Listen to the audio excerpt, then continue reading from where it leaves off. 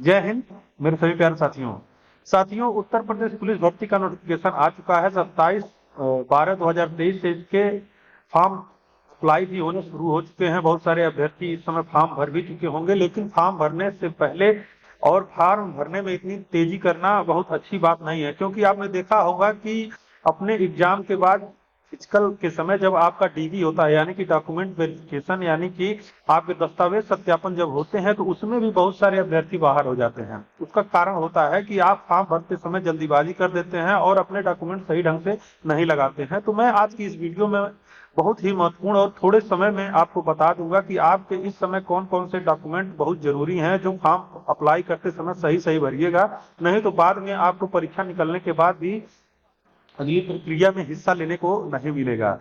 तो मैं आपको पहले डॉक्यूमेंट से शुरू करूंगा जो बहुत ही जरूरी है, आधार कार्ड, और इससे जुड़ा हुआ डॉक्यूमेंट है आपका हाई स्कूल का प्रमाण पत्र, जो हाई स्कूल आपने पास किया है उसका सर्टिफिकेट। इसमें दोनों में आपकी डेट ऑफ बर्थ सेम होनी चाहिए। बहुत सारे अभ्यर्थी होते हैं कि आधार कार्ड में अपना आपने साल 2 साल 3 4 साल 5 साल से भर्ती नहीं आई है, इस बीच में हो सकता है कि आपने अपने आधार कार्ड में कोई करेक्शन कराया हो, मोबाइल नंबर चेंज कराया हो, या फिर डेट ऑफ बर्थ चेंज कराया हो। तो आप इसको देख लें कि आपका आधार कार्ड का जो नाम है, डेट ऑफ बर्थ है, आपके पिता का नाम है, वो आपके हाई स्कूल के सर्टिफिकेट से मैच करता है कि नहीं करता।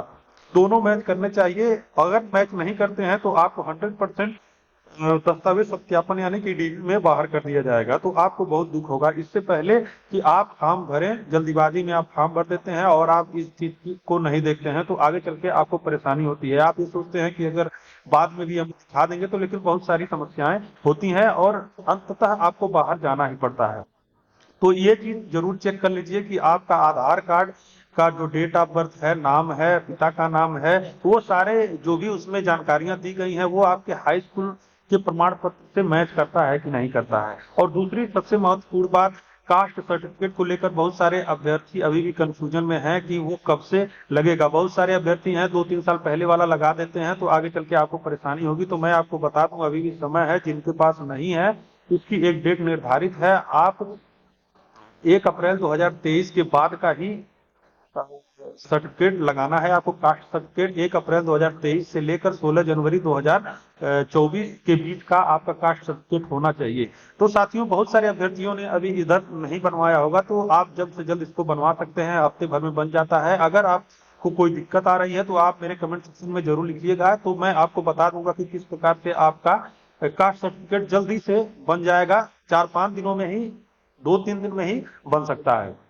तो इसका ध्यान रखें कि आपका जो कास्ट सर्टिफिकेट है वो लगेगा 1 अप्रैल 2023 से 16 जनवरी 2024 के बीच का ही होना चाहिए। ये ना कि आप पुराना लगा दें, इसके वजह से भी आप बाहर हो सकते हैं। इसके बाद आपका कास्ट सर्टिफिकेट है, तो कास्ट सर्टिफिकेट मैंने बता ही दिया। इसके बाद डोमिसाइल सर्टिफिकेट होता है, यानी कि निवास प्रमाण पत्र। तो ये साथियों, निवास प्रमाण पत्र आपने अगर 2 3 साल पहले भी बनवाया है तो ये आपका लग जाएगा।